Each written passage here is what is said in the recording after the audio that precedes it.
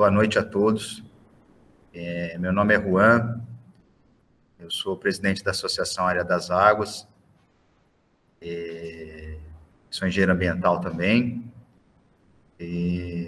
Hoje a gente vai ter nosso segundo dia da quinzena do profissional, Área das Águas. Hoje a gente vai ter a presença do geógrafo Márcio Ackerman. O Márcio Ackerman é um grande amigo meu, foi meu primeiro chefe em São Paulo, isso há 10 anos atrás, né, Márcio? Aproximadamente, né? Me ensinou muito aí na área de consultoria ambiental, e é um prazer para a gente ter você aqui com a gente, Márcio. É uma satisfação também. Faz muito tempo que a gente não conversa, então seja bem-vindo à Associação Área das Águas, sinta-se em casa, e eu vou começar a compartilhar aqui Antes de você, por favor, compartilhar a tela, eu queria fazer um comentário rápido. Por favor. Primeiro, desejar boa noite a todos. Tenho visto aqui algumas pessoas conhecidas, queridas de muitos anos, da Secretaria do Meio Ambiente. Fala, Bel. E agradecer a todo o Comitê de Bacia do Rio Verde, a Associação das Águas de Engenheiros do Sul de Minas, em nome do engenheiro ambiental Juan, e saudar Minas Gerais, Passa Quatro, Três Corações, Cristina, São Lourenço, Baipendi, toda a região do Comitê do Rio Verde. Uma grande satisfação estar conversando com vocês. Ok, Márcio. É um prazer para a gente. Eu vou compartilhar aqui na tela, aí você vai me guiando onde eu devo passar, onde eu devo voltar. Combinado. Ok. Pessoal, enquanto o engenheiro Juan deixa a apresentação pronta para nós, gostaria de fazer um breve recorte, né? Nós vamos abordar um Instituto Área de Preservação Permanente, definido pelo Código Florestal. Eu queria, para aqueles que não me conhecem, eu comecei a atuar com 19 anos, 1986, governo Franco Montoro, no Vale do Ribeira, aplicando o Código Florestal.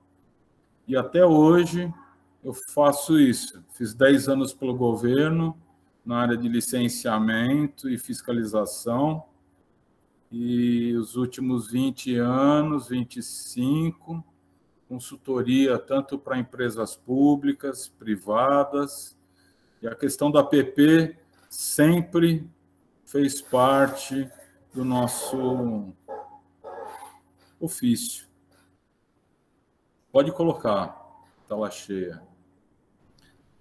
O recorte dessa apresentação, ele, até a pedido do Comitê de Bacia do Rio Verde, fala dessa lei promulgada em dezembro, 14.285 de 2021. Esse instituto legal tem sido debatido há muitos anos. Eu vou fazer um recorte muito pontual, correlato a essa legislação, ciente que essa legislação ela vai sofrer uma DIN, ação direta de inconstitucionalidade, não vai demorar muito. Então, eu vejo que essa lei tem uma vida curta. Ela tem questões técnicas e legais relevantes. Então, nosso recorte, Lei 14.285 de 2021, e reitero, né, que foi um pedido do pessoal do Comitê de Bacia do Rio Verde fazer esse recorte. O artigo 1º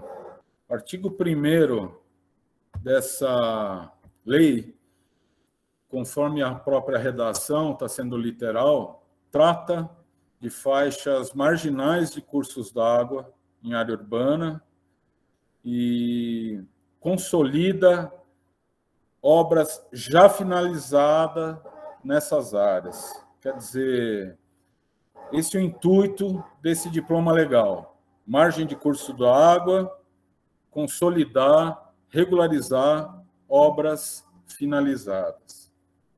Na alteração do Código Florestal de 2012, esse diploma legal aprovado em dezembro estabelece que lei municipal ou distrital poderá criar novas faixas, definir faixas distintas daquelas estabelecidas pelo Código Florestal. Pois bem, o município pode alterar a lei.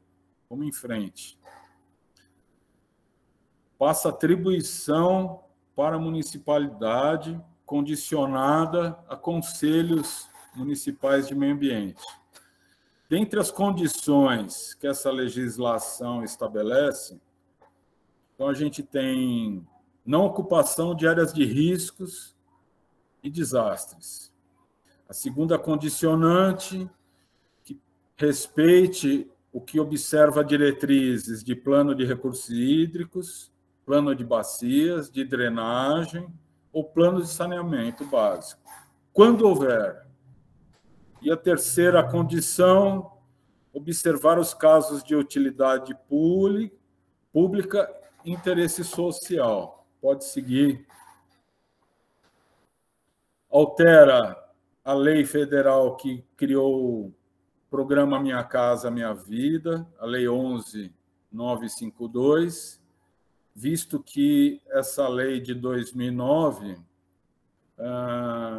suprimia o Instituto APP em muitos projetos de urbanização de favela. Então, extingue isso, remete tudo à prefeitura. Segue, Juan, por favor. Altera a Lei 6766 de 79, que trata de parcelamento do solo urbano. Mantém o recuo em faixa não edificável para ferrovias. Suprime os 15 metros exigidos para parcelamento do solo urbano e fala que tem que ter uma faixa não edificante. Se essa faixa é de 20 centímetros ou 20 metros, em tese, fica a cargo da municipalidade. E a exigência para que o município tenha uma lei própria e altere no seu perímetro urbano a definição dos limites de APP para curso d'água, começa pela exigência de um diagnóstico socioambiental. Muito bem.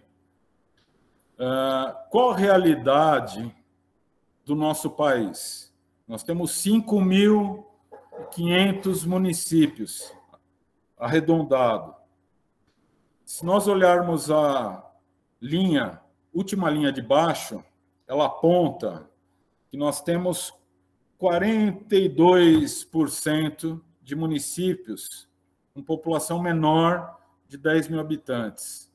A segunda linha escura, de baixo para cima, mostra que 23% dos municípios do país têm 10 a 20 mil habitantes. E a terceira linha, de baixo para cima, fala que tem 20% de municípios com 20 mil a 50 mil habitantes. Ou seja, nós temos 85% dos municípios do Brasil com uma população de 50 mil habitantes para baixo. Esse é o contexto do país. Ok? Segundo o IBGE, 2021. A próxima, por favor. Qual a condição desses municípios, segundo o próprio IBGE, do ponto de vista de plano diretor? Então, em 2017, que são as linhas laranja, 23% dos municípios tinham plano diretor em 2017. Lei de uso do solo, 23% dos municípios. Lei específica de prevenção de enchentes, 3%, 3,7%. Plano diretor com prevenção de escorregamentos, 11,4% dos municípios do Brasil. Leis sobre prevenção de escorregamentos, 1% só, 1,7%, 2017. Plano Municipal de Redução de Riscos, 11,7%. Carta Geotécnica para aptidão urbana, 5,2%. Se vocês verem os percentuais, os maiores índices, plano diretor e lei de uso do solo, gira em torno de 23% dos municípios do país dispõem de plano diretor. Então, nós estamos considerando aqueles 80% dos municípios do Brasil não tem plano diretor, não tem lei de uso do solo, não tem carta de aptidão geotécnica, não tem plano diretor de drenagem. E quando a gente pega um número bruto, absoluto, do IBGE, vamos considerar o seguinte: muitas vezes esses municípios não têm equipe técnica. A secretaria não é secretaria, é uma diretoria. E o diretor é a equipe, seja ela de obras, seja ela de meio ambiente. Essa é a realidade nacional. Então, como uma lei federal repassa uma atribuição, considerando que 80% dos municípios do Brasil não tem condição, estrutura técnica, operacional, de realizar um diagnóstico, de realizar um plano diretor, que já tem décadas exigido que se tenha um plano diretor. Aí já tem uma indicação do sério problema dessa legislação. Então, vamos fazer um recorte. Pode voltar lá. Obrigado. Então, vamos fazer agora uma análise sobre a ótica fisiografia, sobre o aspecto da geotecnia e sobre o aspecto da hidrologia correlato a essa lei. E aí, antes de você mudar, pode deixar, tudo bem. Pode deixar lá, Juan, sem problema.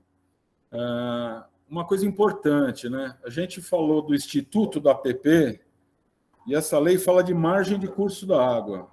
Área de preservação permanente são feições de relevo que vão muito além da margem de um curso da água. Essa imagem que vocês estão vendo, ela é de 2011. Isso foi feito dentro do nosso escritório, onde o Juan trabalhou. E o que essa recorte dispõe de informação cartográfica? É uma base aerofotogramétrica, 1/10.000. Tem uma linha tracejada em escuro, que faz um corte no meio da figura. Ela é um divisor, município de São Paulo e Mauá. Nós estamos na Grande São Paulo. Essa chura verde, na linha de Cumieira, onde divide o município de São Paulo, porção superior, e município de Mauá, porção inferior, a PP de Topo de Morro. Veja que nós estamos em 2011. Você tem esse P1 em vermelho, é esse que vos fala lá no local, com GPS de bolso ETREX, obtendo coordenada geográfica da área objeto de vistoria. Abaixo do ponto P1, você tem uma APP com raio de 50 metros do entorno de uma nascente. A jusante, você tem a APP de 30 metros de cada lado de uma nascente. Vamos recapitular. A APP não é só margem de curso d'água. A próxima, por favor. Volta um pouco.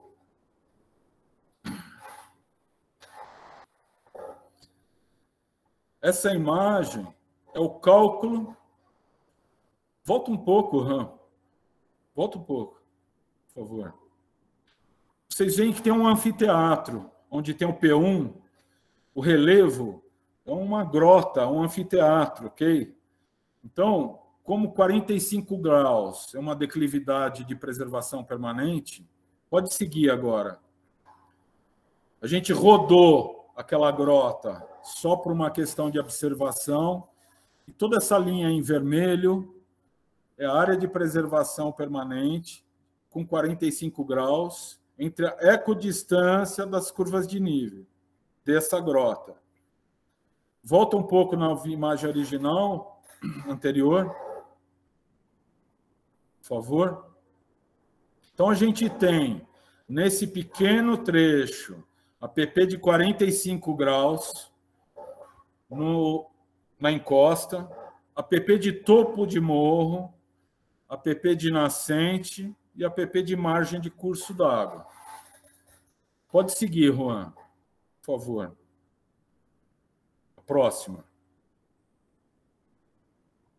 Essa vistoria é naquele local. Eu estou nesse ponto há 12 horas da morte de uma mãe e de seu filho.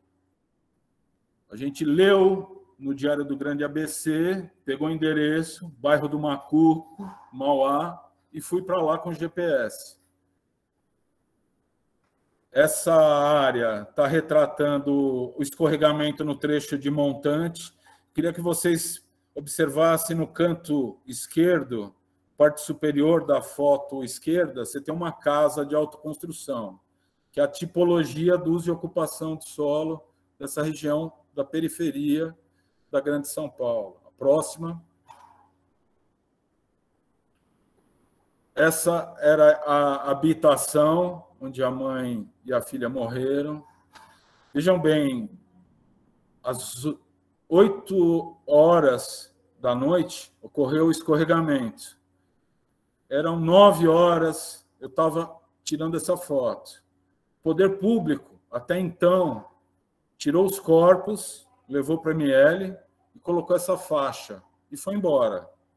Eu atravessei essa faixa, subi, me identifiquei, tirei o ponto de GPS. Quando eu estou saindo, a população me chama. O que você está fazendo aqui?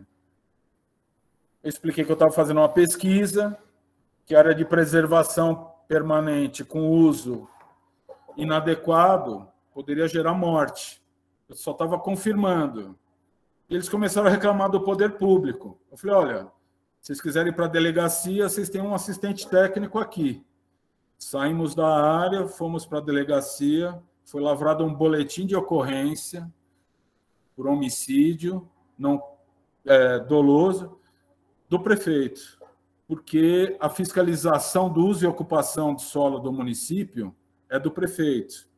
Se tem um uso e ocupação de solo irregular, gerou morte, essa morte é responsabilidade do chefe do executivo. E foi com esse enquadramento que fomos para a delegacia. A próxima. Aqui é o sul da Bahia, redes sociais, essa imagem. 2022, a gente está... Queria que vocês olhassem nessa norte, oeste, essa ilha, essa península, toda inundada à margem do rio.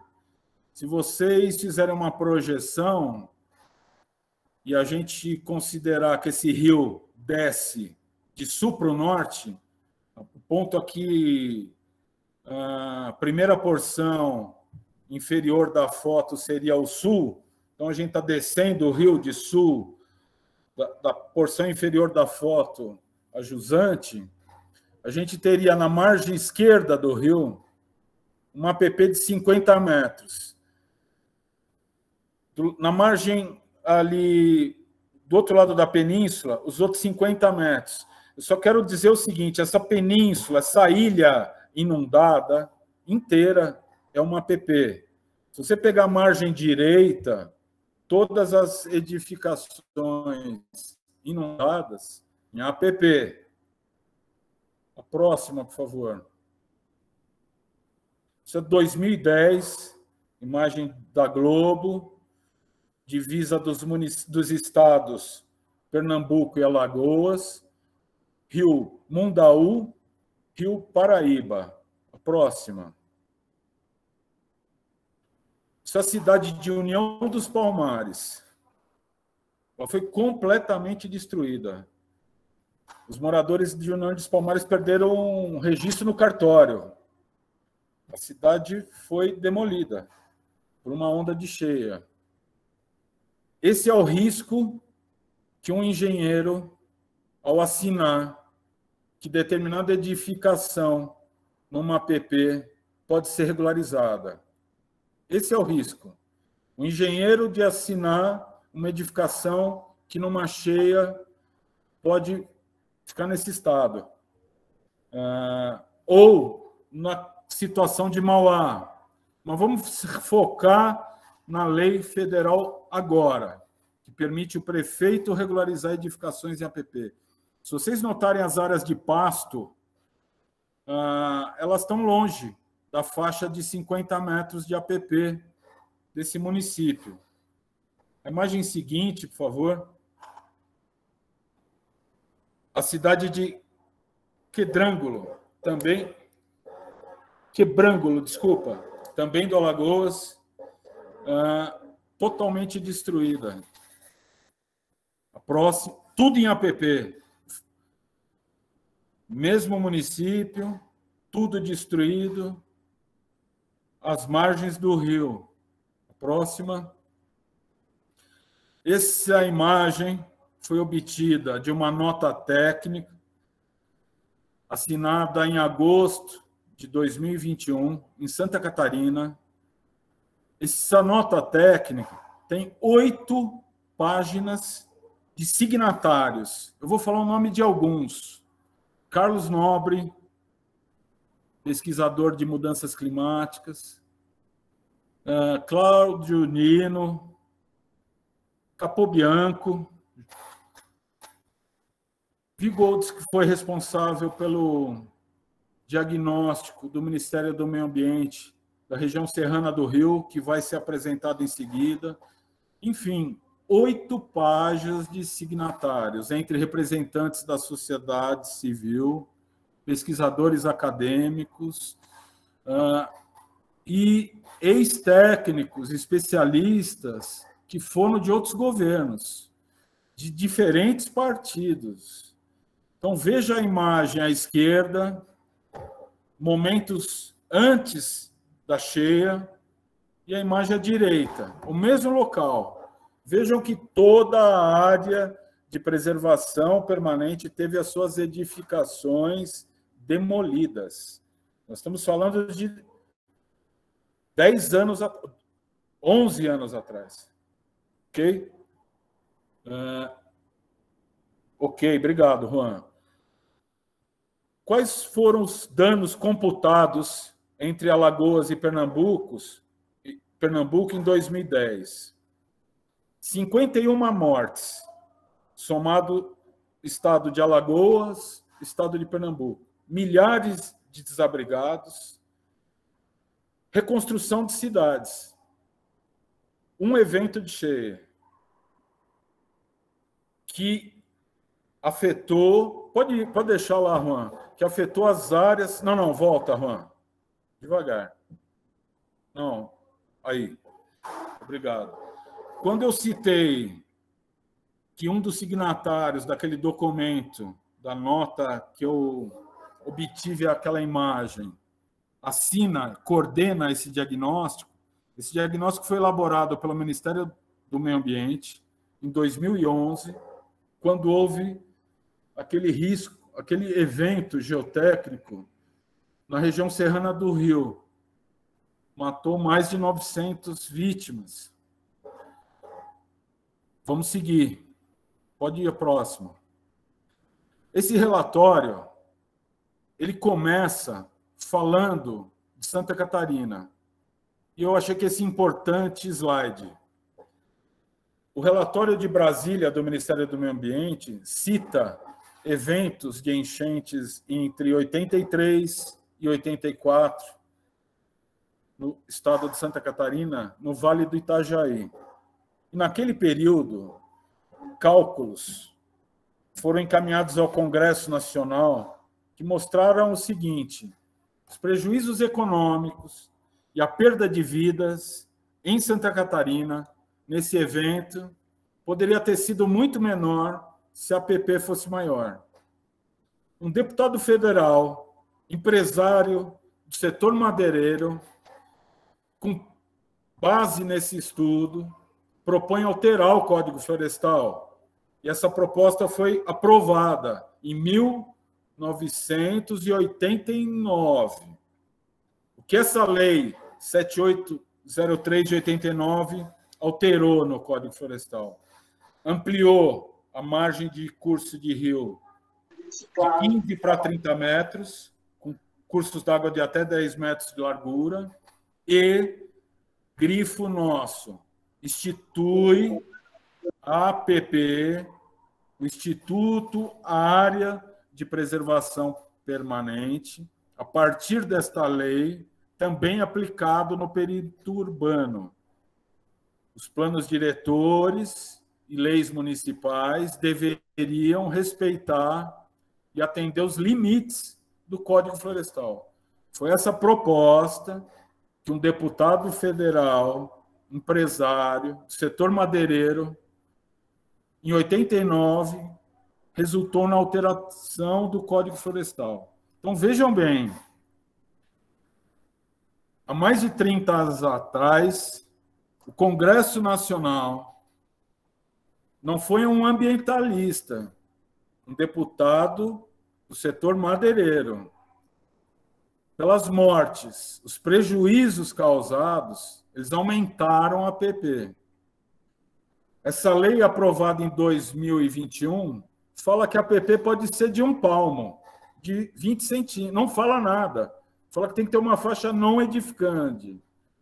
Então, os riscos que os engenheiros de uma prefeitura pequena e um prefeito desavisado, vem do ano eleitoral chegar, vira para o secretário, engenheiro dele, fala assim: escuta, roda todas as edificações nas margens dos cursos d'água, que antes de acabar o ano de 2022, eu vou regularizar tudo com base nessa lei aprovada em dezembro.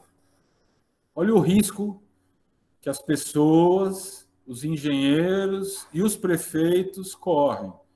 Processos civis, processos criminais, danos materiais, vítimas fatais. É disso que nós estamos falando. Então, essa lei ela não dura muito tempo.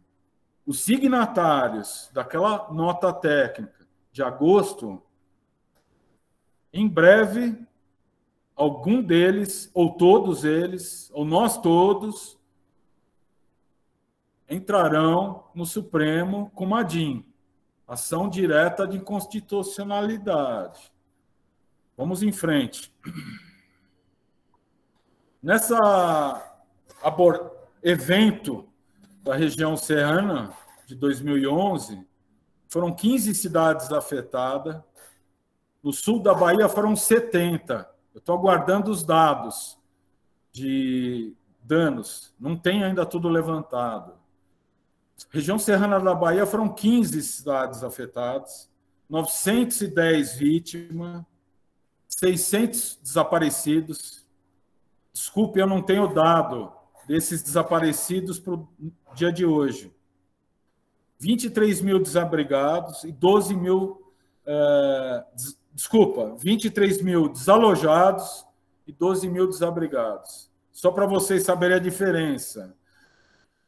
Evento geotécnico, há mais de 20 anos, o IPT desenvolveu tecnologia, hoje adotada no país inteiro, que a morte pode ser evitada num risco geotécnico. Porque, em tese, as áreas suscetíveis a risco, elas devem estar mapeadas. E mapeadas, essas famílias, sabendo que num intervalo de tempo de algumas horas, choveu 100 milímetros, essas famílias vão para a casa de parentes, vão para abrigos, igrejas, escolas, centros sociais, e se houver escorregamento, ninguém morre.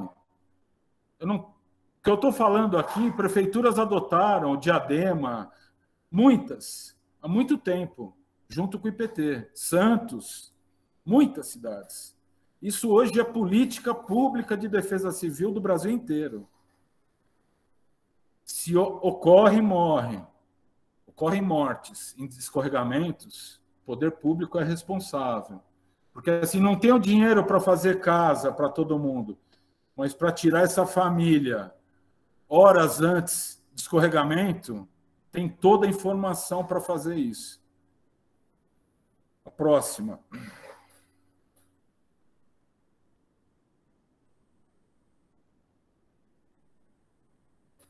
Esse é o diagnóstico. Então, veja bem, aquele início era a introdução do diagnóstico do Ministério do Meio Ambiente de 2011 sobre a região serrana do Rio. Então, se vocês olharem esse pontilhado em amarelo, é a delimitação da APP, das margens, dos diferentes cursos da água, e a gente enxerga todas as coberturas das edificações inseridas na faixa de APP. A próxima, por favor. Isso é depois do evento. Muitas edificações não existem mais. Nessa imagem, 70% das coberturas não estão mais aí. A próxima, por favor.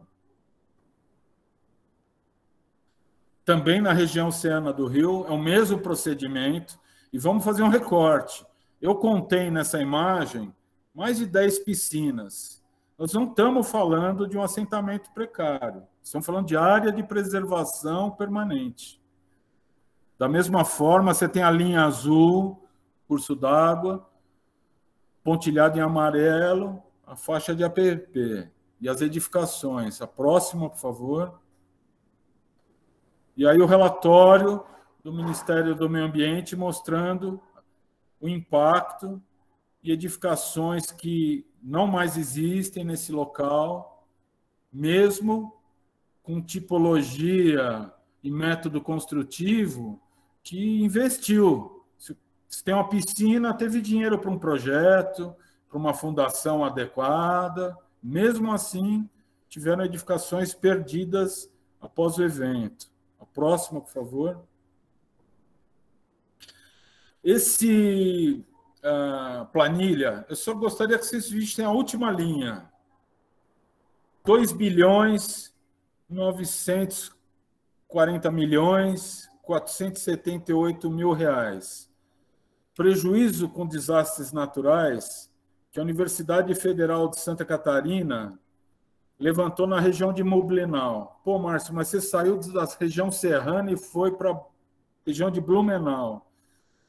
É porque a confiabilidade do dado da Universidade Federal. Para ali a gente não ter fonte. Eu não tinha um número bom para usar da região serrana, nem da sul da Bahia. Mas de Santa Catarina, da região de Blumenau, tinha de 2.900.000 reais. Em particular, tem uma cidade aqui, Brusque, gastou 30 milhões. Eu fiquei uma semana rodando a cidade com o prefeito, na época que morreram aquelas 300 vítimas em Santa Catarina. Próximo, por favor. A gente estava falando de fisiografia, a gente falou um pouco de geotecnia, vamos falar um pouco de hidrologia. Esse hidrograma é um clássico, hidrograma clássico, que representa o impacto da expansão e ocupação urbana na hidrologia. Então, você tem na figura 1 uma bacia hidrográfica um recobrimento florestal nas cabeceiras, você tem um rio meandrante, ajusante, com cobertura florestal, e você tem um hidrograma do ponto de vazão e intensidade no ponto de jusante típico. Aí na figura do meio, você já tem um processo de expansão urbana, ocupação às margens do rio, a cobertura florestal da bacia reduziu, e você já teve uma alteração do hidrograma. Você já começou a ter pontos críticos nessas porções de jusante da área urbana. Aí, para a última figura, a gente tem no trecho de jusante da bacia hidrográfica, aquele curso d'água que era meandrante, aquele já está retificado. A ocupação urbana que já está às margens do curso d'água retificado, cobertura florestal já bem reduzida. Nós temos um hidrograma que é o que a ocupação urbana tem feito, criado problemas de enchente a jusante. Né? A gente canaliza, imprime velocidade, joga a água longe, só que esse longe é a ponta de jusante, a cidade vizinha, que está abaixo. É isso que a gente tem feito. A nossa tecnologia, o nosso desenho urbano tem repetido isso no mundo. Né? Então, a gente tem este agravante diretamente associado à função essencial das áreas de preservação permanente. A próxima. Vamos transformar esse dado hidrológico em número. Então, vamos aqui no quadro do rio Tamanduateí, à esquerda. Em 1999, Tamanduateí tinha uma vazão de projeto 997 metros cúbicos por segundo. Em 2020, com todo o processo de urbanização, Rio Tamanduateí está na região, a primeira região industrializada do Brasil, o ABC. 2020 metros cúbicos de projeto. Em 2 décadas, nós temos esse aumento, que é o retrato daquele hidrograma, só que agora em vazão, em outra representação. A tabela abaixo, aqui à direita, Rio Tietê. Então, em 1894, Tietê tinha uma vazão de projeto 174 metros cúbicos por segundo. Foi evoluindo. Em 1925, 400 metros cúbicos. Em 1968, 650 metros cúbicos. Em 1986, 1.148 metros cúbicos. Bom, essa vazão de 1986, ela se refere ao rebaixamento da calha do Tietê. Foram 14 bilhões do erário público do ICMS. Morador de uma habitação precária que paga ICMS, como todos os outros, pagou essa conta. E a APP, que não mais existe, tem um estabelecimento lá, edificado, gerando um passivo, que até agora as instituições, a pesquisa, a conversa sobre a APP não entra no passivo da ocupação feita até o momento. O próximo, por favor. Todo esse problema se agrava nas últimas décadas, em razão das emergências climáticas. Este gráfico, Carlos Nobre e outros, é da região metropolitana de São Paulo. Eu queria que vocês prestassem atenção nas últimas colunas, as 3 últimas colunas. Em particular, as menores, tem pequenas colunas na década 2000 e na década 1900. Pequenas colunas. Quais são essas colunas? Maior 100 milímetros de precipitação em 2 dias, maior de 100 milímetros precipitação em 1 dia. Se vocês olharem na década de 50, na década de 40, na década de 30, quase não havia oscilação dessas colunas. O que é isso? Você tem tanto a questão microclimática, né, de 1950 em diante, o Brasil deixa de ser rural e se torna urbano. Até 50, 60% da população era rural e 40% urbana. De 60, 55 para frente, isso inverte. Hoje, 30% é rural, 70% urbana. Só que não foi só a expansão urbana e a alteração microclimática. Nós temos uma alteração do regime pluviométrico.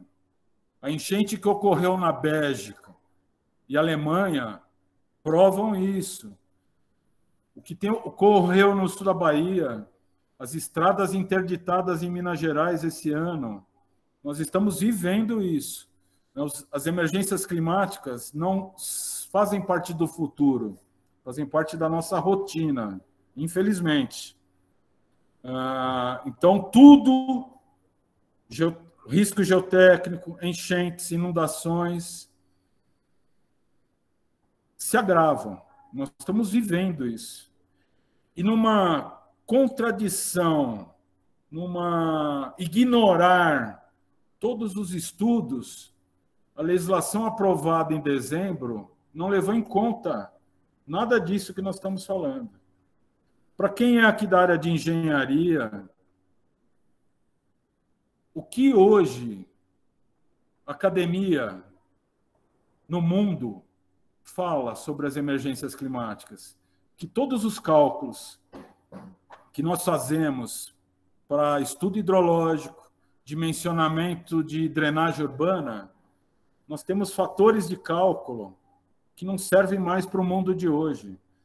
Se o regime de precipitação está mudando e a gente trabalha com média dos últimos 30 anos, nós não temos referência porque nós estamos vivendo e que nós vamos viver nas próximas décadas. Isso, eu estou reproduzindo autores internacionais. A Comunidade Europeia, a Agência Ambiental Europeia, já estão cientes disso. Nós temos agravantes com o tema que nós estamos conversando. A próxima, por favor. Aqui a nossa bacia do Rio Verde. Para quem não conhece o sul de Minas, essa bacia do Rio Verde, queria citar algumas cidades do trecho de montante, que estaria ao sul da bacia: Passa Quatro, Rio Verde, Soledade de Minas, Cristina, municípios de montante. Você tem no médio Caxambu, Cambuquira, São Lourenço, Guaipendi. Você tem outras porções de montante, como Santo Tomé das Letras. Você tem regiões, municípios de jusante, como Três Corações, Varginha, Três Pontas, que vão ser os municípios que vão mais sofrer com a ocupação das cidades de montante. Então, eu aceitei o desafio de tratar dessa lei 14.285, aprovada em dezembro, que altera o Código Florestal e faculta ao município legislar sobre a APP urbana, porque eu gostaria, e quero, e vamos fazer isso agora, tirar água suja, mas ficar com o nenê da banheira. Não vamos jogar tudo fora. Porque o diagnóstico que o município deve fazer, em 2004, quando nós fizemos mestrado no IPT, nosso mestrado acaba apontando que deveria ser feito esse diagnóstico. Em 2005 ou 2007, se não me engano, uma lei na Assembleia Legislativa foi aprovada, a LESP de São Paulo, que exigia que a região metropolitana de São Paulo, os municípios inseridos na região metropolitana, fizessem o diagnóstico de suas áreas de preservação permanente, com prioridade para os municípios em área de mananciais. Infelizmente, essa lei foi não foi aprovada pelo governador, foi rejeitada, com a justificativa que a gente gerava despesa para o Estado e não apontava de onde sairia a receita. Próxima, por favor. Então, essa é a recomendação, em particular, para os colegas, gestores públicos, sociedade civil, integrantes do Comitê de Bacia do Rio Verde, que estão aqui presentes. Essa é a recomendação que nós fazemos para vocês. Trabalhar no diagnóstico que essa legislação estabelece. Porque a lei pode sofrer uma DIN, ter o trâmite judicial e ser revogada, ser cancelada daqui a 1 ano. Então, pode ser que essa lei dure 1 ano. Esse diagnóstico ele será importante mesmo que a lei acabe amanhã. Então, quais as recomendações que nós fazemos aos municípios? A todos os municípios da Bacia do Rio Verde, ao Comitê de Bacia do Rio Verde, que os municípios façam a delimitação da APP, mantendo os limites do Código Florestal. Falo mais, manter os limites do Código Florestal antes da alteração, 50 metros de APP, 30 metros de curso d'água de até 10 metros de largura, aumentando a margem sucessivamente conforme a margem do rio, porque é um diagnóstico. Então, vamos mapear a realidade, mapeie a APP e o que tem lá. O histórico de eventos hidrológicos. Se a gente vai fazer um histórico, a gente pode fazer com população, mesmo que a gente não tenha software, equipamento, mas a gente pode fazer uma pesquisa no jornal da cidade, com os moradores, eventos hidrológicos, onde era o nível. Dona Maria, sua casa encheu até onde? Mostra aqui para nós. Fazer um mapeamento. Eu estou fazendo o mais precário, mas tem software hoje para fazer isso. Você roda no programa, você tem o cenário. Né? Você joga o TR de 100 anos, você vai ter o TR de 100 anos de determinada planície. Mas vamos usar o método mais barato possível, ok? E as edificações, mapear as edificações. E se vocês considerarem, eu fiz um parênteses aqui, atividade econômica de porte. Por que eu fiz essa anotação? Porque eu citei em um momento anterior que as edificações ocupadas, onde era a APP do Rio Tietê,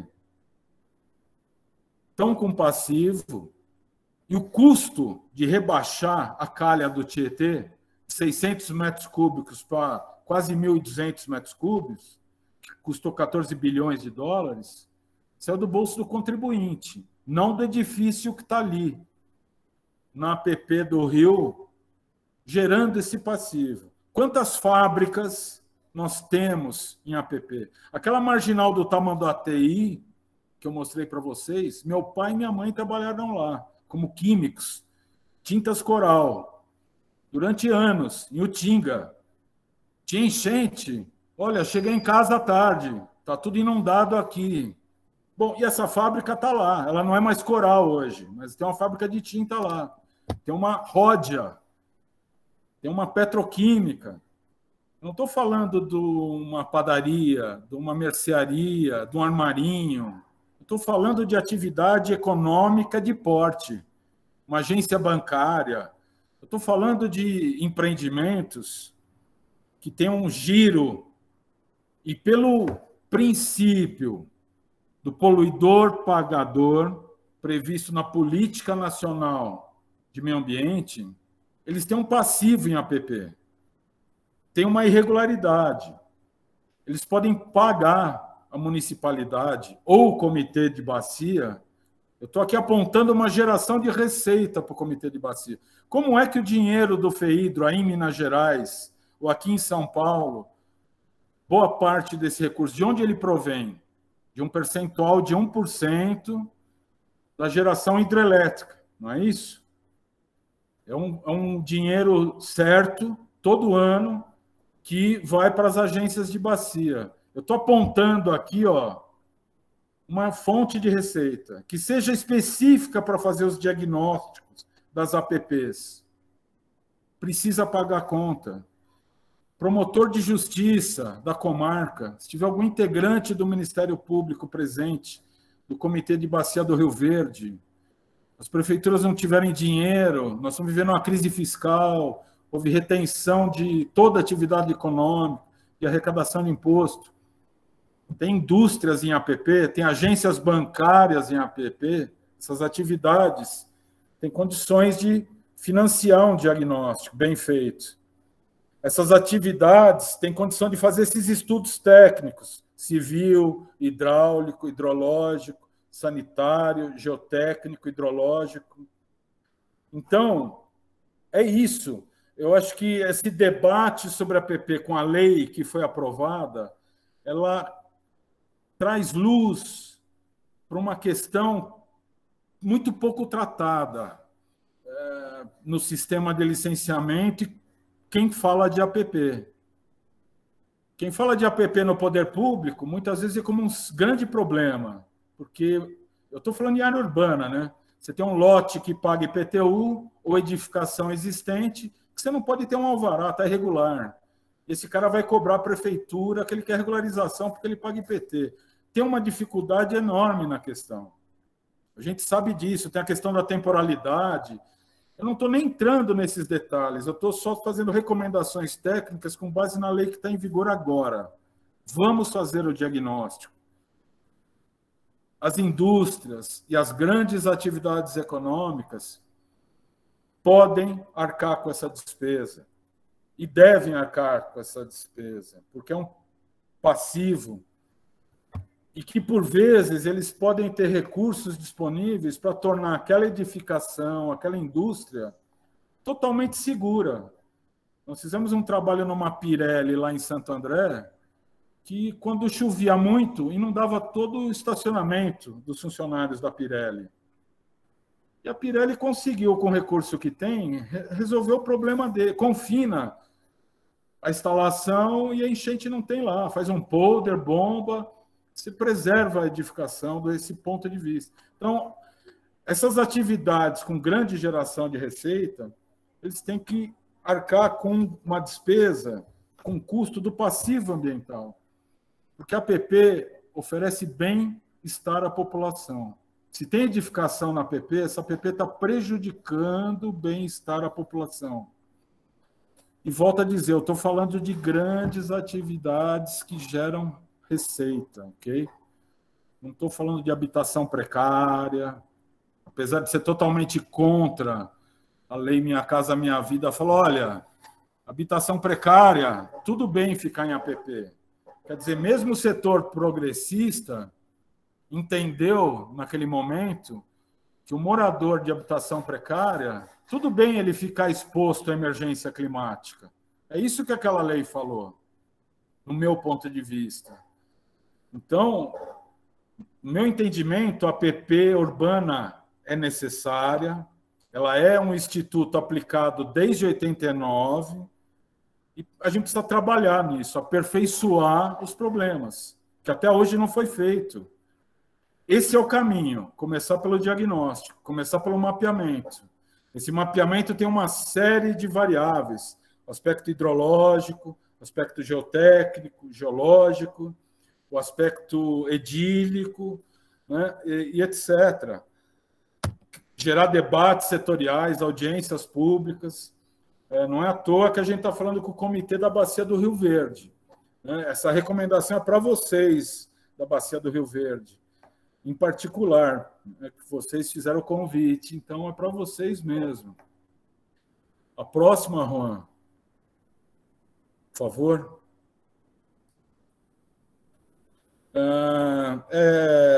Nosso e-mail, nossos dados, reiterar o agradecimento. Se vocês notarem, eu não fiz nenhuma questão de julgamento, entrar na questão política, quem é o autor da lei, qual partido, não é essa a questão. Nós estamos tendo uma discussão aqui técnica. E dentro dessa discussão técnica, o diagnóstico em APP, ele é emergente.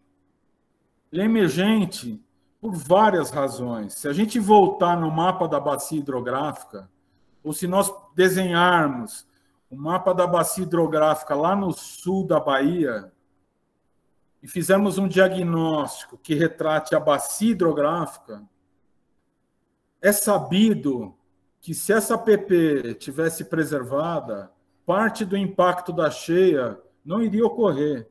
Ia estar protegido núcleos urbanos, edificações e ocupações. Então, esse diagnóstico ele é emergente, ele é obrigatório, ele é uma necessidade. Então, se essa lei for revogada no espaço de tempo de 1 ano ou menos, esse diagnóstico ele precisa voltar a ser exigido.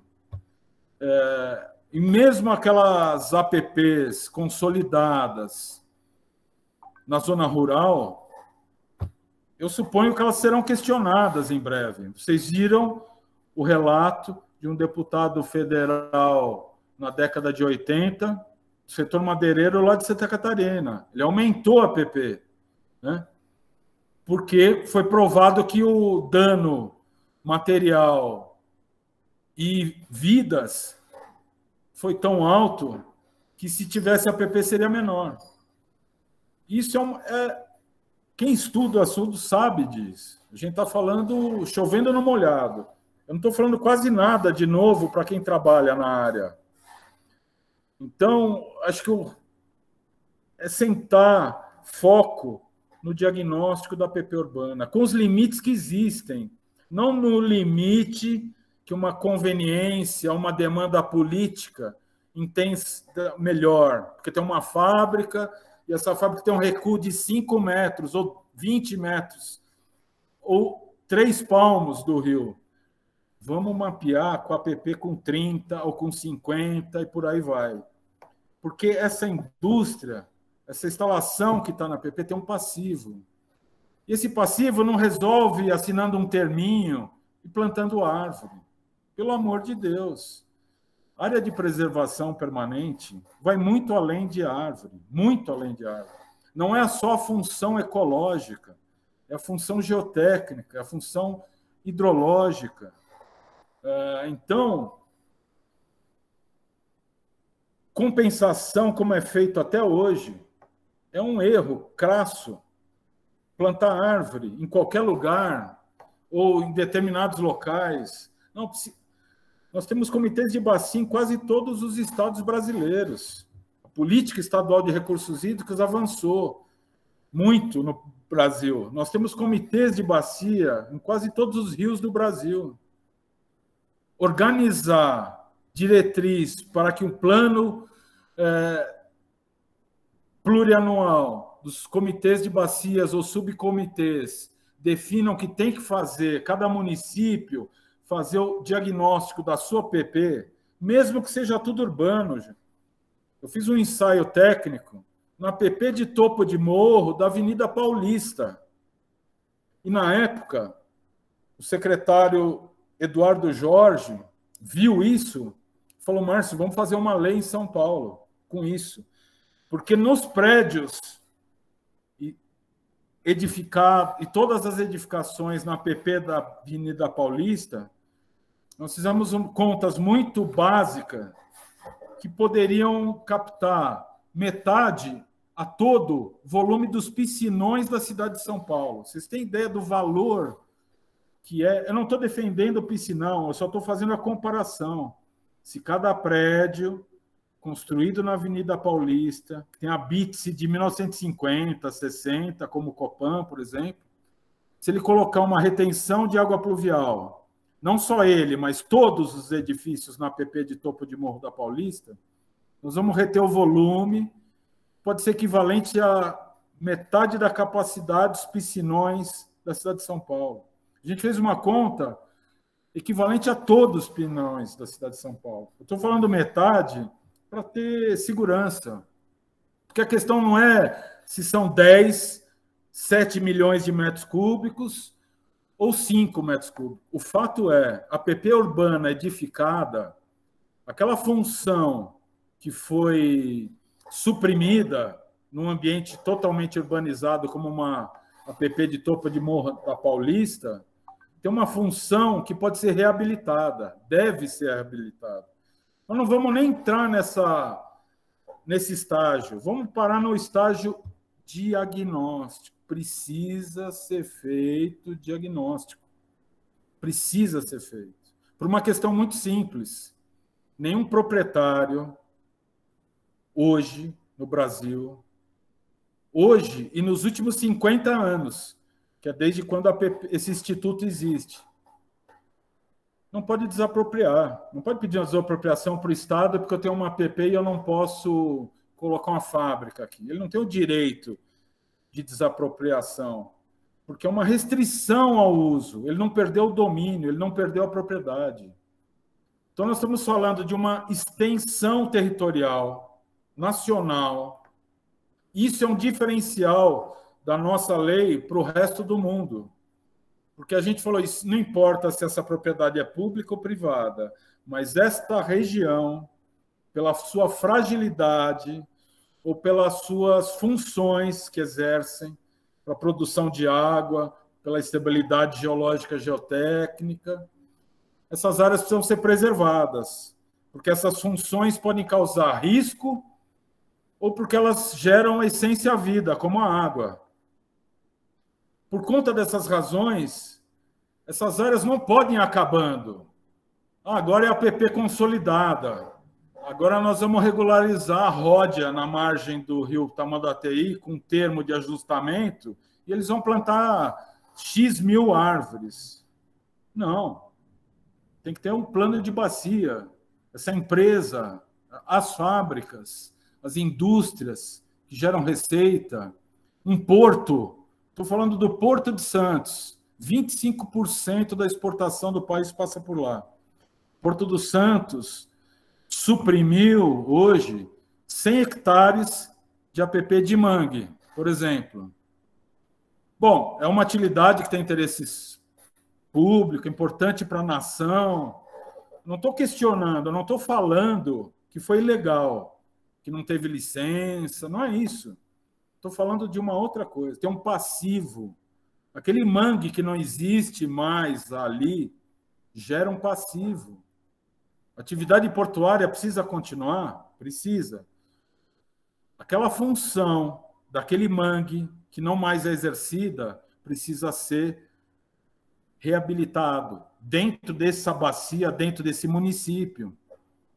E a atividade portuária pode gerar um percentual mínimo do seu faturamento anual que banque políticas públicas para reabilitar funções de APP, recuperar APPs aptas a terem revegetação ou serem prioritárias para instalação de infraestrutura verde, jardins de chuva.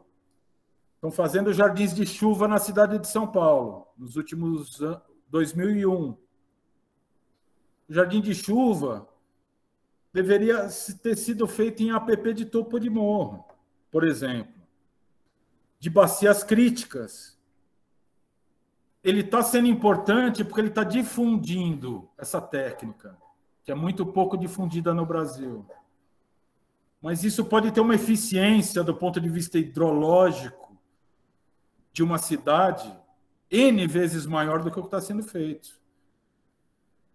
Então, a APP é um território protegido pela Constituição do Brasil, pelo Código Florestal há 50 anos, que nos últimos anos, sofre uma flexibilização, uma conduta financiada por proprietários, pelo Secov, Sindicato de Loteadores. Eu não estou sendo leviano falando isso. Eu estava na reunião do CONAMA, o advogado do Secov estava lá. A gente estava votando a resolução do CONAMA. Eu estava vendo como ele votava. Então, quer dizer, tem setores que querem sumir com a APP, porque é um prejuízo para a sua propriedade. Sumir com a APP é um prejuízo para o país inteiro, para a sociedade. É essa a questão.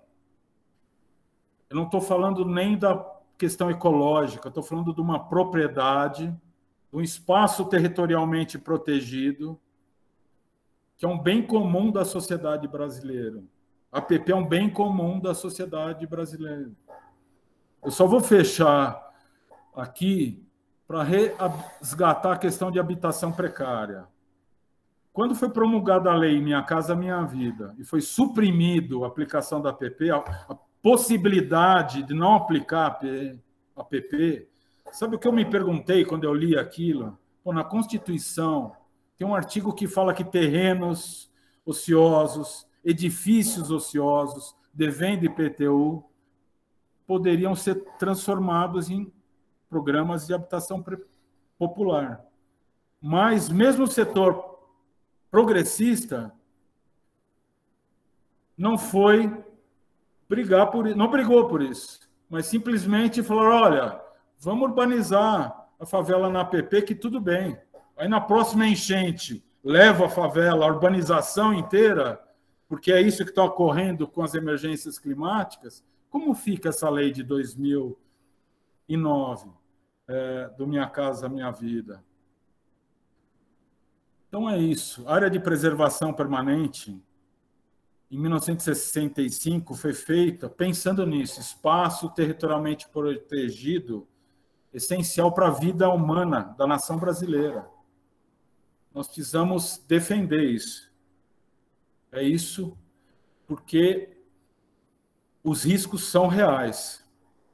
E eu quis ressaltar o risco que engenheiros podem correr em atender demanda política, porque eu já fui secretário de Meio Ambiente de uma cidade de 7 mil habitantes. Eu sei como funciona. E, num primeiro olhar, pode ser simples. Falar, não, vamos regularizar todas essas casas aqui na beira do Córrego dos Lima, tudo bem. Estão aí há 30 anos, nunca deu problema. Está mudando o perfil do regime pluviométrico do mundo, do planeta. As chuvas e enchentes que estão ocorrendo não ocorriam há 50 anos atrás. Elas vão aumentar. Esse é o cenário, essa é a previsão. Isso não é ficção. Isso é ciência, tem prova e está ocorrendo. A APP é um instrumento nacional importantíssimo. A Agência Ambiental Europeia, hoje, recomenda fazer algo parecido com o que a nossa APP. Tirar as edificações suscetíveis, incompatíveis com a enchente. É muito mais caro fazer o remendo, correção. Nós temos uma lei há 50 anos, que todos conhecem, que precisa ser defendida. A APP é um instituto importante em todos os aspectos, essenciais à vida. Então, o diagnóstico é essencial para discussões sérias, o que fazer em APP. E os comitês de bacia são os catalisadores, porque um diagnóstico de uma APP no município isolado, sem estar inserido naquela bacia, tem um efeito inócuo ou muito reduzido. Então, o comitê de bacia é importante. Acho que é isso. Acho que eu pastoreei o tempo. Fico aberto a perguntas. Olá, Márcio.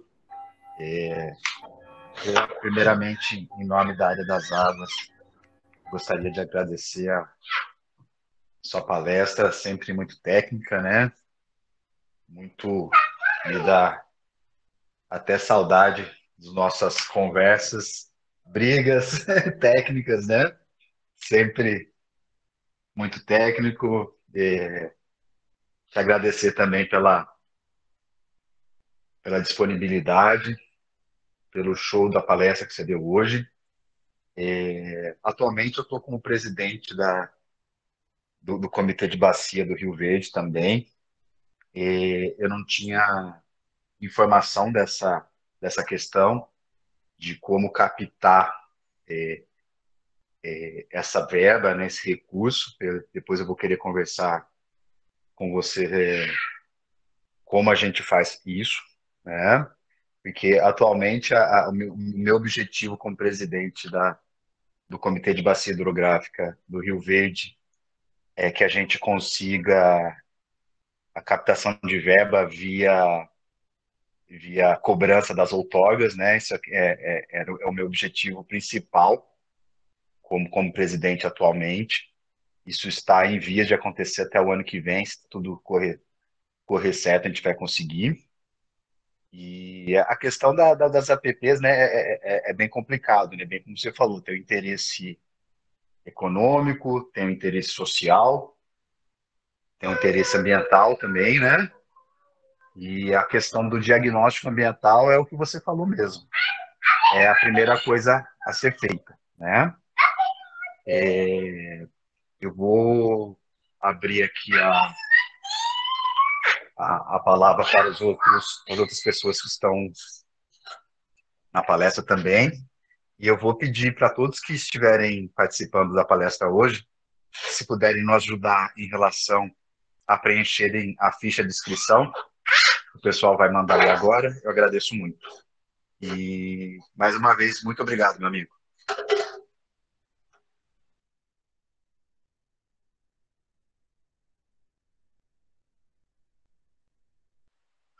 Pessoal, alguma pergunta? Boa noite, Márcio. Aqui é o Carlos Bícego, sou perito ambiental do Ministério Público. Também fui conselheiro do Comitê de Bacia do Rio Verde, ajudei na elaboração do plano diretor e vivenciei muito isso que está acontecendo, os problemas que estão acontecendo em São Paulo hoje. Eu sou de São Paulo, nascido e criado aí, e eu vivenciei aquela época do asfaltamento das ruas de São Paulo, né? Morava ali no Cambuci, e ali era tudo paralelepípedo na época, né? Todo mundo tinha um pomarzinho no fundo da casa, e com a urbanização, né? Chegou o progresso, né? Entre aspas, né? E quando asfaltaram as ruas, né, na época, foi para gente que era adolescente, na época foi uma beleza, né? Não tinha lugar para andar de bicicleta, asfaltou as ruas ali do Cambuci, ali, Vila Monumento, Aclimação, né? Foi uma beleza, mas hoje a conta está vindo, né? Tinha um córregozinho que a gente pescava ali, brincava, né? Ali no Cambuci. Pouco tempo depois foi canalizado, né? E isso ocorreu na cidade toda, né? E a gente acompanha, né, esses problemas ali, né? No começo da Ricardo Jafé ali, né? Na Imigrantes, problema sério de enchente, porque tudo impermeabilizado, né? E isso vem ocorrendo aqui na nossa cidade, em São Lourenço, né? Eu acabei de vir de uma outra reunião, até peço desculpa pela minha ausência, mas eu vim de um lugar que teve problema de enchente aqui, que nunca teve. Por quê? A cidade está crescendo, impermeabilização do lado, aterro do outro, e a cidade já está começando a ter problema sério de enchente em vários pontos, né? Então é isso que você falou, a gente tem que ficar atento, né? A gente vê que muitas das vezes o poder público é omisso. Vê o cara construindo lá na PP, fecha os olhos, daqui a pouco aprova porque o cara é amigo do vereador, é compadre do prefeito, é amigo de não sei quem, e aprova, né? E eu falo mais, né? Tem um local, um bairro aqui na cidade que foi feito em cima de nascentes e em locais encharcados. O que acontece? Aqueles moradores ali, eu tenho vários clientes naquele local, todos eles têm problema de IT, rinite, sinusite, artrite, bronquite, asma, tudo problema porque ocupou a APP. Então, eu queria deixar minha contribuição e parabenizá-lo, né, pelo brilhantismo da palestra. Espero poder estar disponível depois para a gente ver com mais calma. Mas é isso que você falou. Então, a gente tem que preservar as APPs, porque mesmo preservando, hoje nesses eventos climáticos, né, a chuva de um mês cai em 3 horas. Então, a gente, pelo menos, vai diminuir os efeitos, né, desses eventos climáticos severos, né? Parabéns e boa noite a todos.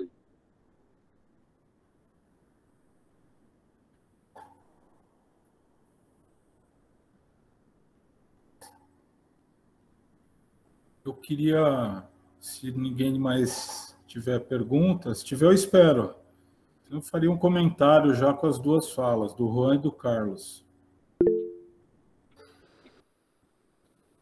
Então, vou fazer a sugestão. Carlos, você falou que você trabalhou no MP, o Juan está coordenando o comitê de bacia. Então, veja bem, minha sugestão que se estende a demais comitês de bacia do país. Mas vamos pensar no comitê da bacia do Rio Verde, ok? Então, São Paulo, o estado de São Paulo financia, né, tem dinheiro do FEIDRO que vem, né, das hidrelétricas e de usuários de água, né, que já foram todos cadastrados, os usuários de água. E acho que só faltam os irrigantes, que ainda não chegou num ponto de pagar. Mas vamos usar esse princípio. Poluidor pagador, quer dizer, nós temos base legal, ok? Nós temos um espaço territorial protegido. Se ele está autorizado, essa autorização ela é precária, concordam? Até hoje, estou falando agora, né? Ou ele é anterior a 89, como essas fábricas no tamanho da ATI, por exemplo. E se ele é depois de 89, ele é irregular. Ele é ilegal. Se for pegar pela lei de crimes, é crime, inclusive. Quem assinou a licença. Mas não vou entrar no mérito fiscalizatório, não. Vamos trabalhar no planejamento no primeiro momento. Então, tem o comitê de bacias.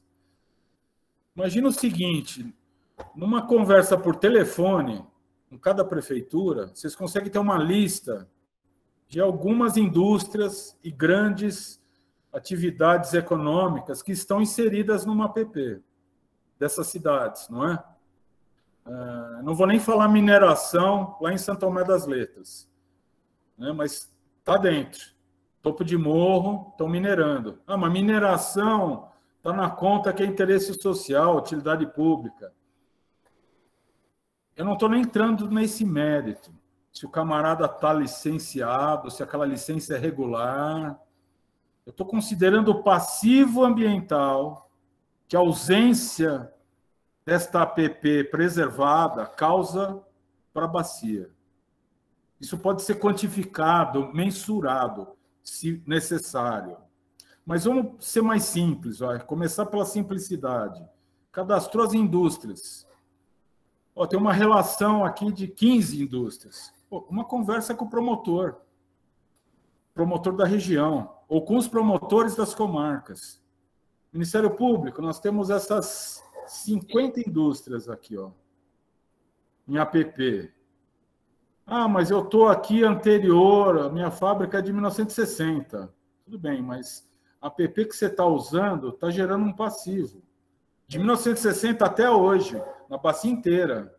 Bom, então essa atividade dessa indústria, da outra, que muitas vezes se torna um termo de acordo de compromisso no Ministério Público, planta árvore e deixa a fábrica lá, não, acho que eles financiam o diagnóstico para os municípios, ou para o comitê de bacias, sabe? O dinheiro vai para o comitê. Isso vira um acordo. Você consegue fazer isso, Juan, em 6 meses, se os promotores tiverem um olhar próximo do que a gente está conversando.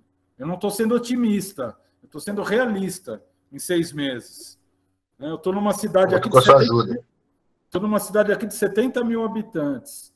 Eu conversei outro dia, a gente levantou as indústrias que tinham, ligamos na prefeitura. Prefeito, conversa com essas indústrias. Eles não pagam o diagnóstico da cidade? Nós não estamos falando o que vai regularizar, o que não vai. Nós estamos fazendo um levantamento, um diagnóstico.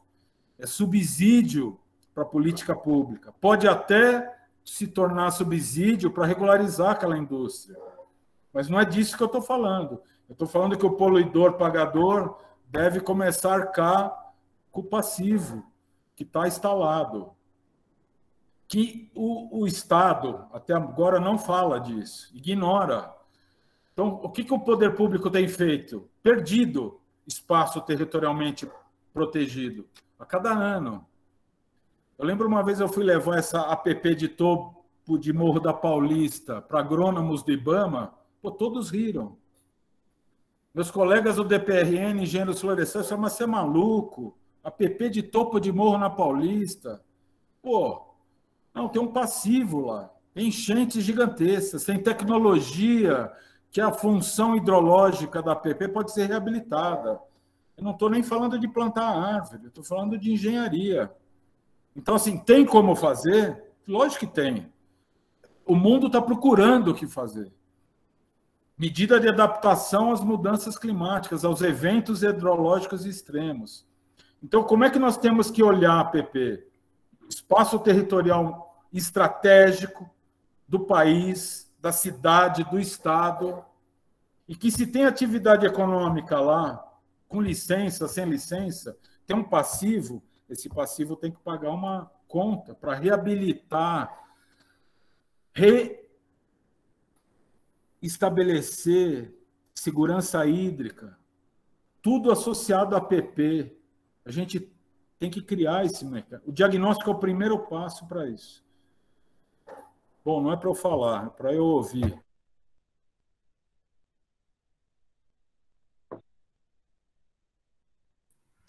Obrigado, Márcio. Eu vou entrar em contato com você aí para a gente colocar para frente essas ideias. Por favor, Demian. Boa noite, Márcio. Impecável sua apresentação. Falou das questões importantes, né, do risco, que muitas vezes as pessoas ignoram, né, o risco de vitimar mesmo as pessoas. E você disse na apresentação que o prefeito pode, né, de uma hora para outra, regularizar, como você disse, né, no final de um mandato, por exemplo. Mas a lei, agora tirando a dúvida mesmo, a lei ela só pode ser regularizada através do plano diretor ou uma lei de uso e ocupação do solo, correto? Demian, a lei aprovada em dezembro, ela tem tantas falhas que você lê a redação desse trecho da lei, ele está até aqui na nossa apresentação. Você vai ver que no final da redação ele fala assim, se houver. Quer dizer, se não houver, toca o pau. Ou seja, a cidade que eu fui diretor de meio ambiente, na divisa com Minas, a última cidade da Fernão Dias, Vargem, onde tem a Pedra do Lopo ali, a cidade vizinha extrema, em Minas Gerais. Trabalhei lá. Então, vamos supor, o prefeito me chama, e a probabilidade disso acontecer com quem está lá agora é 80%. O prefeito que estiver lá, ou de qualquer outra cidade pequena, chama o técnico, o responsável, fala, escuta, percorre todo o Ribeirão dos Lima, mapeia todas as edificações, escreve um diagnóstico e vamos aprovar esse diagnóstico na Câmara, associado à regularização das edificações. Essa possibilidade com essa lei hoje, entendeu, Damião? Sim. É possível isso, através com a lei de negociação política entre os prefeitos do comitê, entende? É possível isso. Essa lei permitiu isso.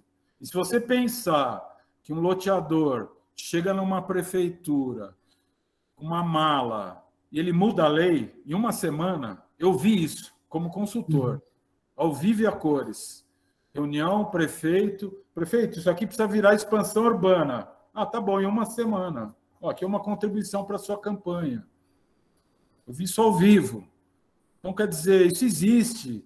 E acho que assim, a gente ficar chorando que isso existe, que dói, não resolve. A gente tem que considerar, bom, isso existe, é um fato, infelizmente. Então, como é que nós vamos lidar com essa situação? Eu apontei os riscos de qualquer engenheiro pode sofrer ações, né? É um fator. O prefeito também pode sofrer ações. Em relação ao PP, vocês podem ter certeza, vai sofrer ação, porque tem muitos olhos. Eu falei que tem uma nota técnica de agosto. O projeto foi aprovado em dezembro. Essa nota técnica, com 8 páginas de signatários, dizia ao Congresso Nacional o seguinte: não aprovem esse projeto de lei. Esse projeto de lei é inconstitucional, esse projeto de lei gera risco de vida. Está escrito isso na nota técnica. Parte do que eu apresentei aqui eu tirei da nota técnica. Esse pessoal vai entrar com ação. E pode entrar contra o prefeito. Isso está se tornando uma coisa muito comum. Então, o começo não é vamos regularizar. Não, o começo é vamos fazer o diagnóstico. Depois a gente vê o que a gente vai fazer. Com aquela fábrica que está lá, com aquelas instalações. Eu não estou propondo aqui demolir a Ródia na marginal do Tamanduateí. Eu só acho que assinar um termo para plantar árvore ou fazer um reservatório de águas pluviais dentro do prédio não paga o passivo ambiental. E a Ródia tem uma geração de receita que, pelo princípio de poluidor-pagador, precisa contribuir com o subcomitê Billings-Tamanduateí a fazer um diagnóstico daquela PP, um plano de contenção de eventos hidrológicos extremos na bacia do Tamanduateí. É disso que eu estou falando. Se ele está inserido numa área protegida que gera passivo, se para a gente resolver esse passivo, ele precisa ajudar. Ah, mas eu tenho aqui recurso para estabilizar tudo dentro do meu. Não, mas é o seguinte, o princípio da APP é a mesma coisa você pegar seu carro com pneu careca e sem documento de licenciamento. A polícia vai prender o carro se for parado. Não importa que o carro é seu. Então, quer dizer, esse conceito liberal que querem vender, que o Estado não é necessário, não existe isso. O princípio de APP surgiu em 1934, governo Vargas, que não tinha nada de liberal daquele governo. Era um Estado forte, desenvolvimentista, estava instalando as indústrias de base. O Código Florestal sai nessa época. É que a APP em 34 tinha o conceito surgiu lá, floresta protegida. Em 65 torna-se a categoria o Instituto APP. Então, o diagnóstico acho que é o começo. Como é que a gente vai regularizar? O que vai regularizar? Como vai regularizar? Com o diagnóstico na mão e com uma discussão dentro dos comitês de bacia, que tem participação da sociedade civil, de diferentes setores, você tem condição de achar caminhos. Eu acho que é esse o caminho. Não vai ser em Brasília, numa canetada, que vai ajustar o que é a APP urbana. Como também muitos defenderem que não é para ter APP em área urbana, estão completamente equivocados. É o único espaço territorialmente protegido do nosso país. Enquanto fala de solo permeável, jardim de chuva, infraestrutura urbana, eu já viro a página. Infraestrutura urbana, jardim de chuva, área de PP, prioritária, tem que ser instalado. A área está urbanizada, faz na via pública, faz na área verde, faz no quintal da casa que está na APP. Porque eu estou falando de intervenções, para quem não conhece, que são pequenas. Pode ser um poço de infiltração de água da chuva, são intervenções simples, que não prejudicam o uso do solo existente lá. Não estou sugerindo demole o que tem APP e refloresta. Isso foi muito tempo a conversa na justiça. Você tem APP, demole. Eu não estou entrando nesse mérito, estou fazendo um olhar urbanístico, olhando a cidade como um todo. Então a gente mapeia todas as APPs e começa a ver o que dá para reabilitar, como dá para reabilitar. que é que tem que ser regularizado, o que precisa ficar, o que pode ficar, que é estável, e o que essa atividade que pode ficar tem que contribuir para essa bacia ter sustentabilidade, inclusive para aquela instalação, sustentabilidade contra a cheia e outras, estabilidade geotécnica, enfim, conforto térmico, enfim, a infinidade de funções, né? Mas, só para completar mais uma perguntinha, nascentes não entram nessa lei, né? Nascente continua valendo a APP de 50 metros, mesmo sendo em área urbana consolidada. Sim, só falou de margem. Você vê, é mais um erro dessa lei. Não vou nem falar erro, vai. Ela tem uma série de falhas, entendeu? Ela não dura muitos anos, essa lei. Não sei se ela dura um ano. Mas o diagnóstico que essa lei aponta como caminho é mérito. Parabenizo esse parênteses da lei, a exigência do diagnóstico. Ele é muito positivo, porque ele tem que ser feito. Tem cidades que têm isso. A cidade de São Paulo tem esse diagnóstico feito, por exemplo. Porque eles têm um problema sério. Mais de 100 mil lotes, 14 milhões de lotes, se não me engano, em APP, que cobra o IPTU. É um complicômetro sério. Mas não é numa canetada que vai resolver isso. Faz o diagnóstico de tudo. Porque uma ocupação na porção de jusante pode ser o recurso para recuperar a APP na porção de montante. Entende? E o olhar tem que ser de uma bacia hidrográfica, não de uma área, de uma matrícula, num trecho X de APP. Não pode ser assim. Pessoal, alguém gostaria de fazer mais uma pergunta para o Márcio? Eu. Perguntar, por favor. Meu microfone está funcionando? Tá, sim. Vocês estão me ouvindo? Sim. Estamos sim. Tá. A minha questão aqui é o seguinte: São Lourenço está passando por uma revisão. A história começou com um loteamento que estava sendo feito aqui na cidade, sabe? Mas assim, o plano diretor precisa ser revisto. Não está havendo assim participação da população. Contrataram uma empresa do SAAI para fazer um levantamento dos mananciais de água. Eu não sei bem como que é a coisa. E assim, eu estou muito preocupada como moradora da cidade com como as coisas vêm acontecendo, sabe? Eu suponho que deve de haver um fluxo, né, de ações que devem ser feitas para você desenvolver um plano diretor, para fazer um zoneamento, para fazer uma qualificação do tipo de estrutura que você pode construir por área de zoneamento, a altura dessas construções, a verticalização da cidade, a questão de estacionamento, de trânsito, de esgoto, de água, de energia, de escola, de comércio, etc., né? Tudo isso. Então, aqui na cidade, as coisas estão acontecendo meio naquela coisa do amigo que ajuda o amigo, entendeu? E eu estou muito preocupada com isso. A área onde eu moro, a rua onde eu moro, tem um volume de nascente de água que despeja na rua. A gente tem nascentes, gente, na beirada do meio-fio vem a água cair. Então, isso quer dizer que as casas foram assentadas em área de nascente. E eu acho que assim, nessa área toda aqui do sul de Minas, né? Porque já ouvi comentar, não sei se isso é um fato, que uma nascente ela tem uma influência sobre um subsolo a um raio de 10 quilômetros no seu entorno. E aqui é cheio de nascente, de exploração de água mineral, não é só dentro de São Lourenço. Então, assim, as minhas questões são essas aí. Primeiro, como que a gente pode receber uma assessoria como grupo para saber se as coisas estão sendo feitas da forma apropriada, né?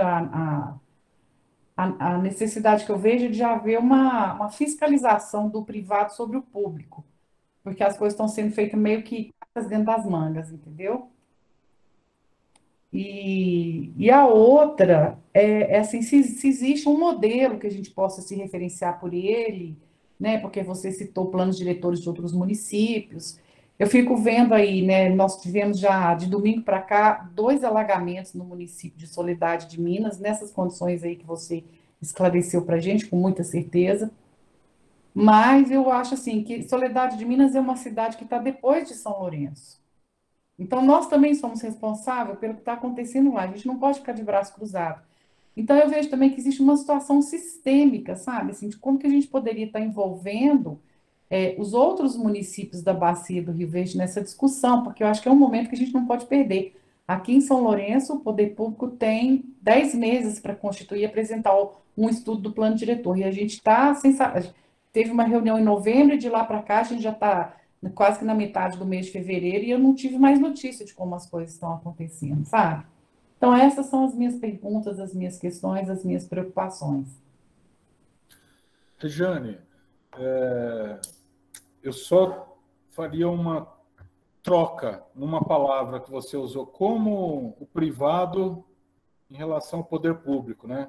Uhum. Eu queria te dizer o seguinte, eu tenho certeza, sem errar, que o setor privado, dono do capital, está falando com a prefeitura, está falando com o prefeito, com os vereadores, eu não tenho dúvida disso, né? Isso faz parte do jogo.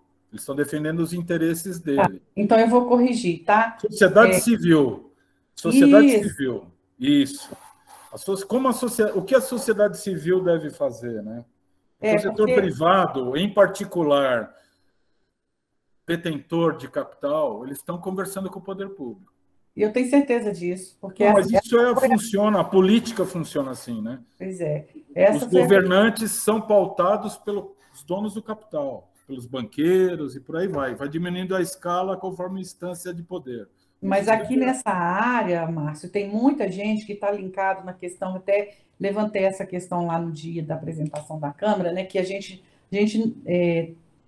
como humanidade, acho que a gente está diante de uma questão existencial, que é o seguinte: a gente vai continuar se respaldando pelo índice de desenvolvimento humano, né? Ou índice de felicidade humana, né? Porque o IDH a gente sabe que ele não funciona porque é muito dinheiro na mão de pouco e pouco dinheiro na mão de muitos, né?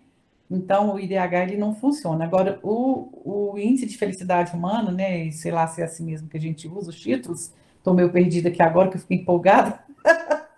Ele avalia a qualidade de vida das pessoas, né? Então, assim, a minha briga é por aí, sabe? Porque eu acho que a gente tem que ter um momento de refrear esse crescimento desordenado.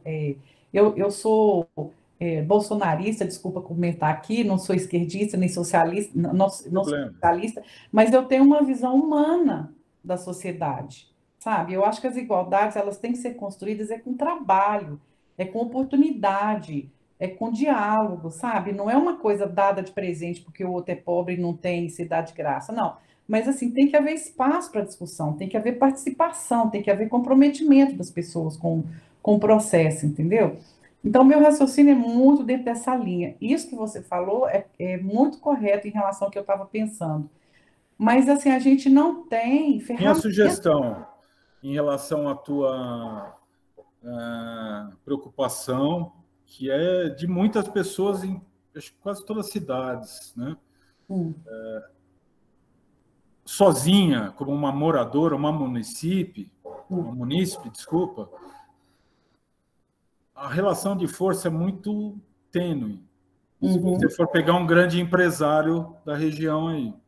Então, acho que uma coisa importante é ter uma mobilização, uma associação de bairro, uma entidade de classe, setores da sociedade civil organizado. Não estou nem falando que precisa ter CNPJ, associação constituída, mas em grupo, sabe? Associação do bairro X, moradores da região, sindicato de trabalhadores de tal situação. Entendi. E o promotor de justiça, bater na porta dele. Doutor, nós a estamos gente preocupados que não está havendo audiência pública. A gente quer discutir nos bairros.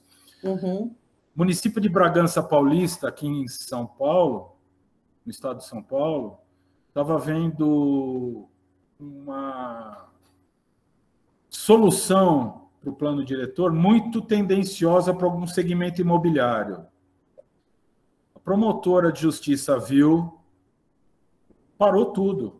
Chamou a prefeitura e falou: escuta, cancela esse contrato, tira essa empresa, e bateu na porta da universidade que tinha lá. Departamento de Arquitetura e Urbanismo. Escuta, vocês podem coordenar um plano diretor aqui para a prefeitura? Ah, podemos. Então, eu vou indicar vocês. A universidade foi uma coordenadora. Pode até ser que tiveram empresas que geraram estudos, levantamentos, etc. Mas o documento saiu da prefeitura, da universidade, e com o Ministério Público acompanhando. Mas esta situação é porque lá foi visto um desequilíbrio muito grande, para um lado. A hora que viram aquilo, bateram na porta do promotor, o promotor teve a mesma análise de quem estava reclamando e houve uma alteração de curso, né? O que eu imagino que São Lourenço é que esse plano diretor vai ter um diagnóstico de APP. Tomara. Espero. Mas é a organização da sociedade. Eu acho que é isso que a gente precisa no Brasil, sabe? Não vai ser o Bolsonaro, não vai ser o Lula, não vai ser alguém que vai dar o rumo do país. Não, é nós. A nossa organização, a sociedade tomando conta do nosso país. É isso que a gente está aprendendo a fazer. Eu acho que penas. A gente tem que ter essa responsabilidade. Eu tenho 59 anos. Márcio. Então, eu acho assim que a nossa geração deve muito para as outras gerações que vieram depois de nós, entendeu? E a gente realmente não pode ficar de braço cruzado e deixar essa moçada cair nessa situação política e essa estrutura social que o país está nela. A gente precisa de trabalhar para dar uma equilibrada nisso, para a próxima geração tomar uma coisa boa da gente, entendeu? Porque eu considero que eu recebi muito dos meus pais, dos meus avós, né? A gente não era rico, mas a gente tinha oportunidade, né? Eu acho que a gente não pode fechar essa porta para as outras gerações, né? Então, assim, você teria esse contato que está aqui, a gente pode salvar para falar com você depois? Está à disposição. Pois é, porque eu acho que talvez a gente precise de algumas intervenções, de algumas orientações a posteriori, sabe? Tudo bem. Muito obrigada, boa noite. Ô, Juan. Oi, Márcio. Um comentário aqui para você. Eu estou vendo o nome de pessoas. Só um momento. Pode falar. Wagner Gomes Portilho, Ivan Silva, Cláudia Reis, Isabel Barcelos, todos colegas do Estado, nós trabalhamos juntos há mais de 30 anos atrás. Bacana. Aplicando o Código Florestal. Prazer estar com vocês aqui. Márcio, em nome da Associação Área das Águas, a gente gostaria de agradecer a sua disponibilidade, essa palestra impecável.